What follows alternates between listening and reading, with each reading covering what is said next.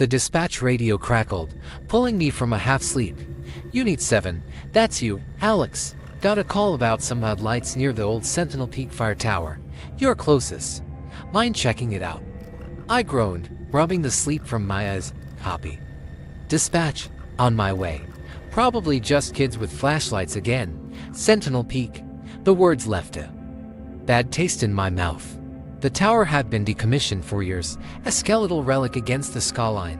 Locals told stories about it, the usual ghost tales and campfire warnings. As a ranger, I'd heard them all and dismissed them just as quickly. The drive up the winding dirt road was unsettlingly quiet. The usual chorus of crickets and frogs was gone, replaced by a heavy, watchful silence. My truck's headlights cut through the thick fog that clung to the trees, making the familiar woods feel alien and menacing. Parking at the trailhead, I grabbed my heavy-duty flashlight. The air was cold, much colder than it should have been for a late summer night. A shiver that had nothing to do with the temperature ran down my spine. "Just kids," I muttered to myself, the words feeling hollow. The path to the tower was overgrown, branches snagging at my uniform like skeletal fingers. The silence was the worst part. It felt unnatural, like the whole forest was holding its breath. As I got closer, a low, humming sound reached my ears. It wasn't a generator or any machinery I recognized. It was a deep, resonant thrum that seemed to vibrate right through the soles of my boots and up into my bones. Then I saw it, the lights. They weren't from flashlights. Pulsing, ethereal colors, a sickly green and a deep, unsettling violet seemed to bleed from the windows of the tower's top cabin, painting the swirling fog in ghastly hues. My heart hammered against my ribs. This wasn't kids. This was something else entirely. My training screamed at me to call for backup, to wait. But my curiosity, or maybe some foolish sense of duty, pushed me forward. I had to know what was making that sound, what was causing those lights. The tower loomed over me, a dark silhouette against the glowing fog.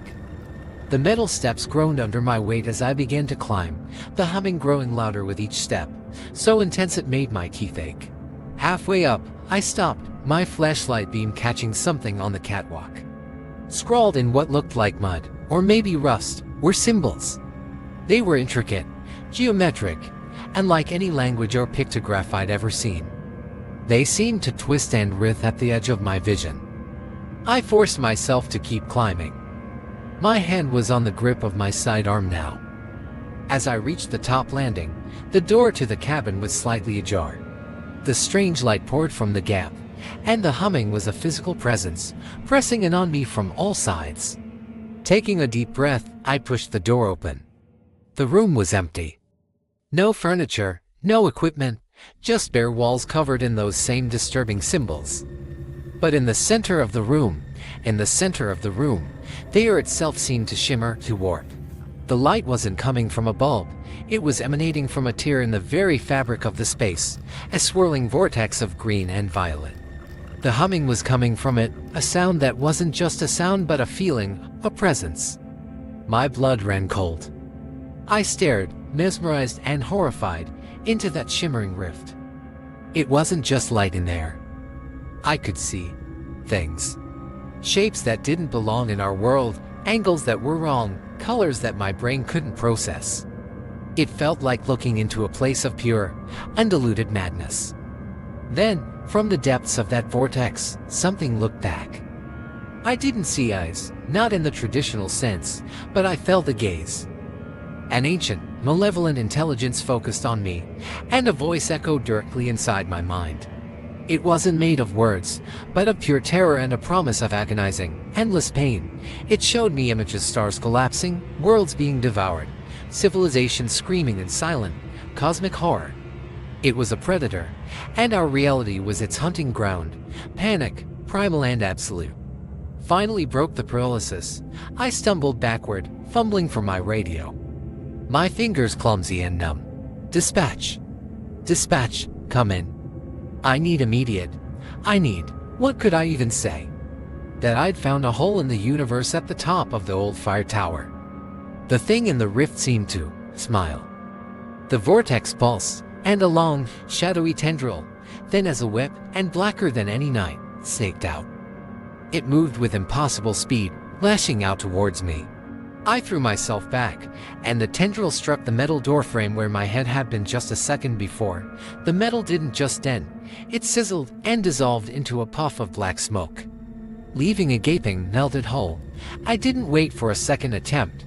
I scrambled, half falling down the metal stairs, the sound of that otherworldly humming chasing me. I didn't dare look back. I hit the ground running, crashing through the underbrush, ignoring the branches that tore at my face and arms. The silence of the forest was gone, replaced by a cacophony in my head, the echo of that terrible, silent voice and the images of dying worlds. I burst out of the woods and threw myself into my truck, fumbling with the keys, my hands shaking violently. The engine roared to life, and I slammed it into reverse, tires spinning in the dirt. As I sped away, I glanced in my rearview mirror. The lights in the tower were gone. The peak was just a dark shape against the night sky once again. I drove until the sun came up, until the park station was in sight. I never filed a full report. I couldn't. Who would believe me? I just said I found evidence of trespassers, and that the tower was structurally unsafe. I quit a week later, moving as far from those mountains as I could. But sometimes, on quiet nights, I can still hear it. That low, deep humming, vibrating at the edge of my hearing. And I know, with a certainty that chills me to the bone, that the hole is still there. The door is still open. And something on the other side is still watching, waiting. Thanks so much for hanging out with me and listening to that story. If you enjoyed the suspense, do me a huge favor and hit that like button. And if you want more tales from the dark, make sure to subscribe and ring that notification bell so you don't miss what's coming next. Stay safe out there.